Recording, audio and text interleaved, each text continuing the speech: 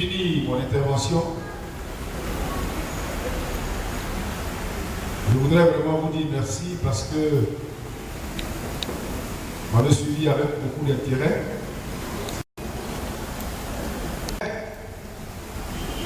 Intervenir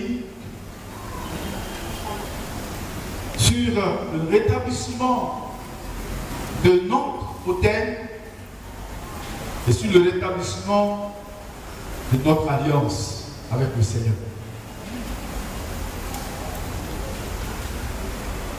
Depuis le commencement, si nous suivons bien, c'est une logique que nous suivons. Nous avons commencé avec la grâce de Dieu, l'aide de Dieu, à révéler les défis existentiels de notre vie, les obstacles, les empêchements, les difficultés de notre vie. Et avec la grâce de Dieu, nous avons dit que par la force de Dieu, par le secours de Dieu, nous allons remonter, nous allons pousser ces pierres, ces grosses pierres, les déplacer, ces pierres qui se dressent sur notre chemin, pour que nous puissions aller et entrer dans notre bénédiction. Et le jour qui a suivi, nous avons parlé des temps d'humiliation, de confession, de repentance,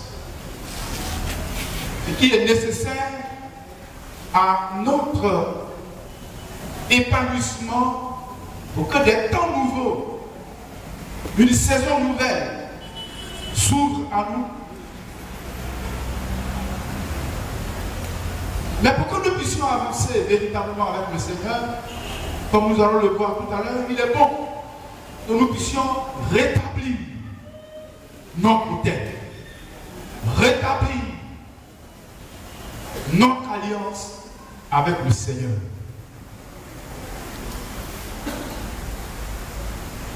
Nous allons essayer de faire quelques définitions. Un autel, ici, autel, c'est, comme vous le savez, avec A-U-T-E-L, les différents des hôtels où on dort. Un hôtel, c'est donc une construction élevée sur laquelle on offrait des sacrifices. On y brûlait aussi de l'encens, signe d'adoration du vrai Dieu. L'autel, c'était une élévation, une construction qu'on élève, qui est destinée à faire des offrandes, des sacrifices d'animaux.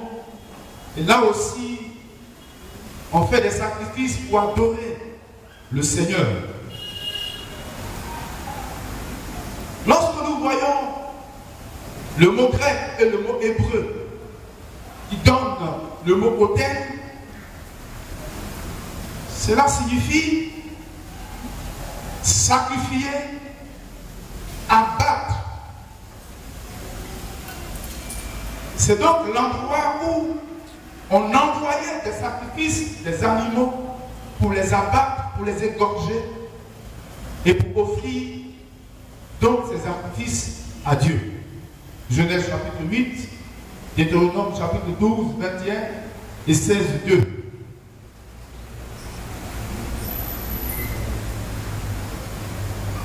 Lorsque nous lisons la parole de Dieu, la première mention du mot autel est venue juste après le déluge. Lorsque Noé est descendu de son arche pour remercier le Seigneur, pour adorer le Seigneur, pour être reconnaissant au Seigneur, il a donc élevé un autel à Dieu pour offrir des sacrifices d'Holocauste. Nous ne savons pas, avant le déluge, s'il existait des autels. Il est parlé des sacrifices de Caïn et d'Abel, mais la Bible ne nous dit pas si c'est sur des autels qu'ils ont fait leur offrande. Dans le tabernacle, il y avait donc deux autels.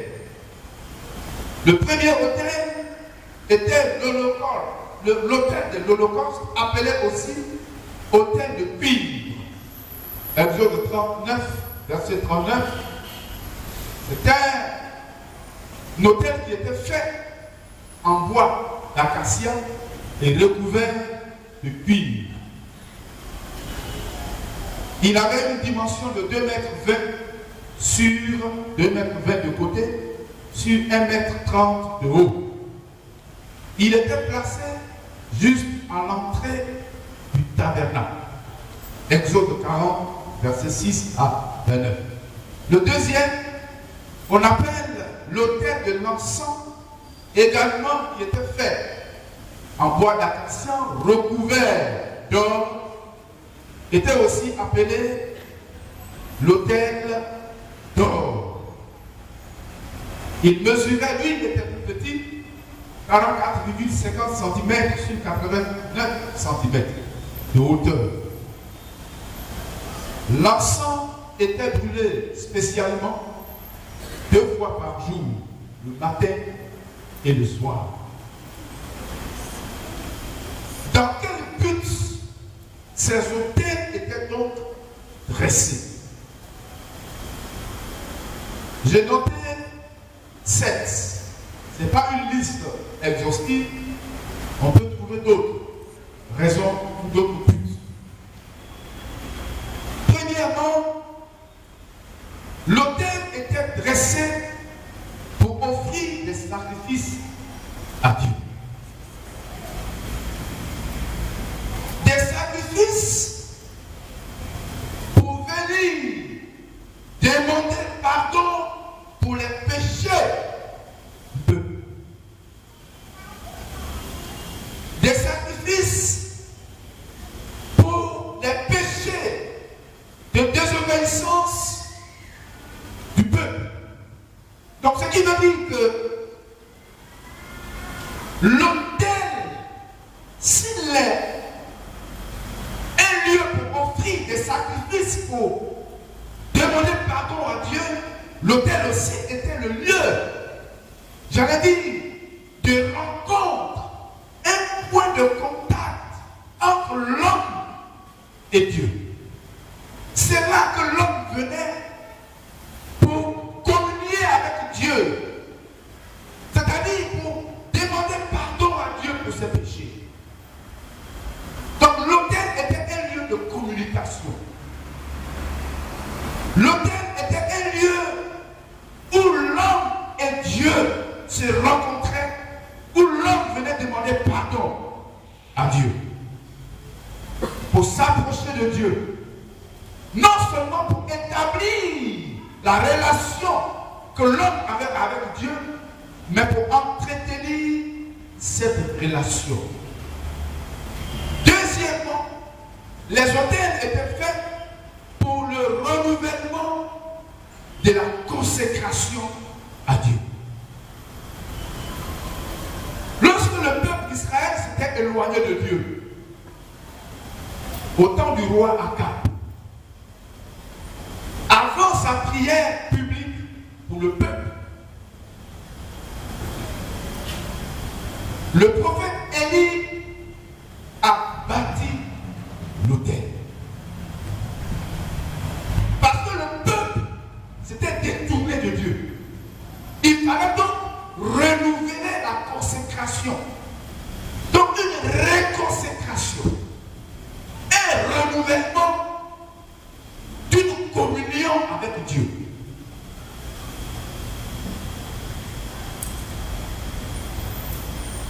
Au temps de Gédéon, lorsque Dieu a choisi Gédéon pour qu'il puisse partir délivrer le peuple d'Israël, il y avait des autels qui étaient dédiés à Baal. Et Dieu a dit, avant que Gédéon ne parte en guerre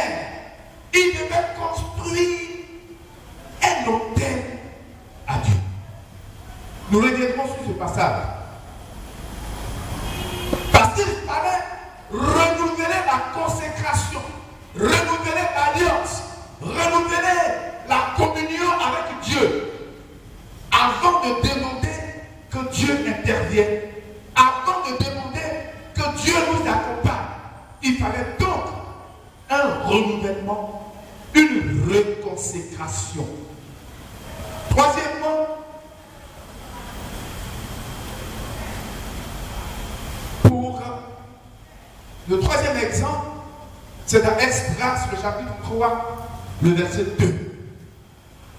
Lorsque ceux qui étaient à la déportation en Babylonie sont entrés, avec à leur tête Zorobabel, quand ils sont arrivés en Israël, l'une des premières choses qu'ils ont faites, c'était de refaire l'autel. L'autel des holocaustes et l'autel des parfums. Parce que c'est celui-là qui pour eux était le signe d'une reconsécration. J'allais dire d'une réconciliation avec Dieu.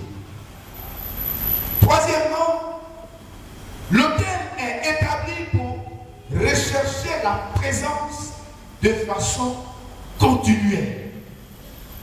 Chercher la guidance, chercher la direction de Dieu. Dieu a dit à Abraham, je te donne le pays. Lorsqu'il est arrivé dans le pays, mais chaque fois que Dieu parlait à Abraham, Abraham élevait un autel. Comme pour dire, je veux que Dieu soit mon conducteur. Je veux que Dieu soit de façon continuelle avec moi et que nous marchions ensemble et que notre relation soit une relation permanente. Quatrièmement, pour louer Dieu, le Seigneur, lorsque Noé est sorti de l'arche, après plusieurs jours, Dieu a terminé tout ce qui était sur la terre. Noé et sa famille sont sortis sains et saufs, sous la protection de Dieu.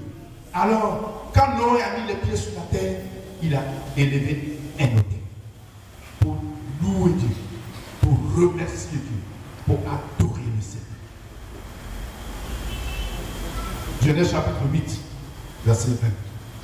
Cinquièmement, la cinquième raison, le septième but, pour reconnaître que seul Dieu est le Seigneur, capable d'accomplir ses promesses, pour lui exprimer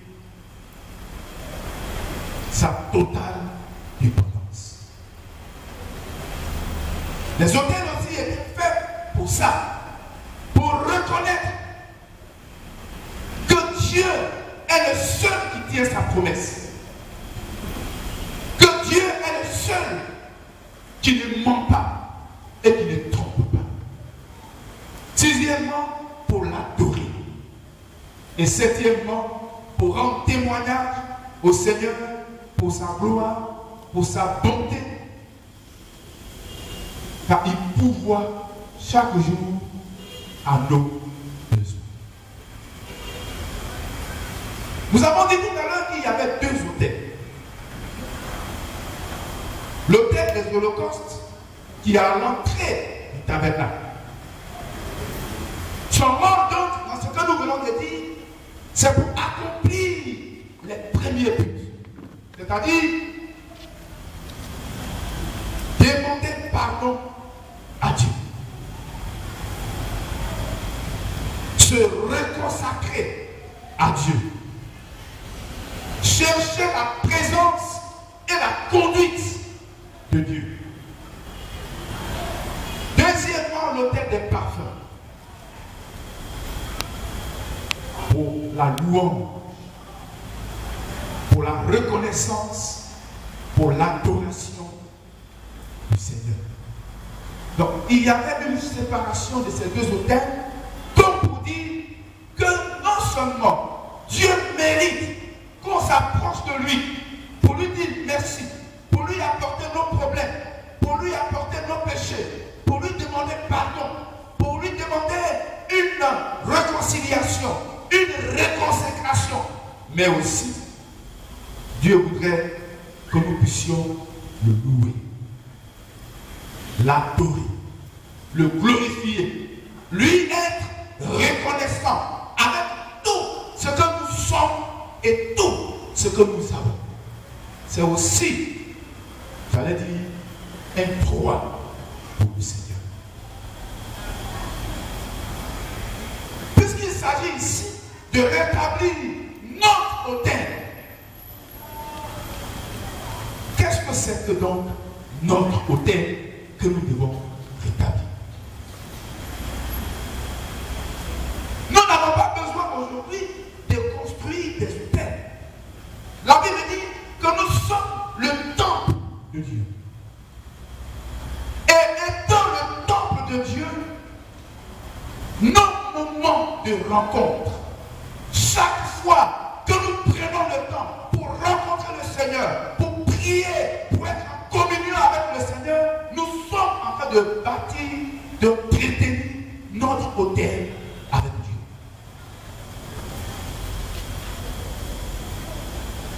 Notre communion est donc notre autel.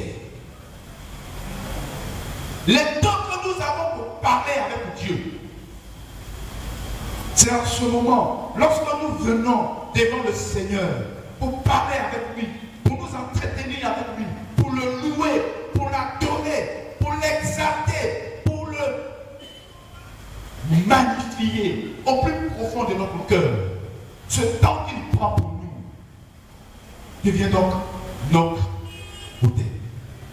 Parce que c'est là que nous demandons sa direction.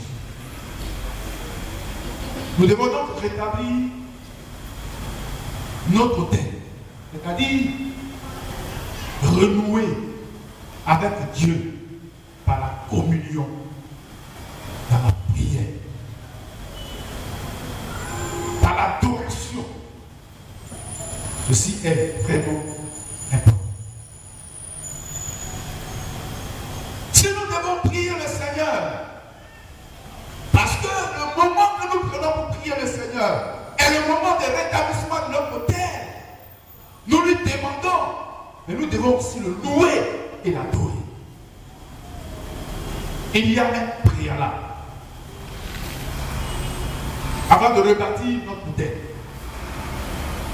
Nous revenons dans Jude, le chapitre 6. L'histoire dans laquelle je vais rentrer, c'est Jude chapitre 6 jusqu'au chapitre 7. Avant de rétablir l'autel, c'est un préalable. Avant de rétablir l'autel, bien aimé, il nous faut détruire des autels. Gédéon a été choisi par Dieu. Dieu lui a dit, c'est toi que j'ai choisi pour aller délivrer le peuple. Mais avant que tu ne partes, avant même que tu ne me bâtisses un autel, il y a un autel, l'autel de Baal et d'Astarté, qui est dans la maison de ton père. Il faut que tu détruises cet autel. C'est un préalable. Gédéon est allé, il a détruit l'autel. Et Dieu lui a dit, quand tu vas détruire l'autel, les bois qui sont sur l'autel de Baal, ce sont ces bois-là qui vont te servir de feu pour mettre le sacrifice sur l'autel que tu vas bâtir à Dieu.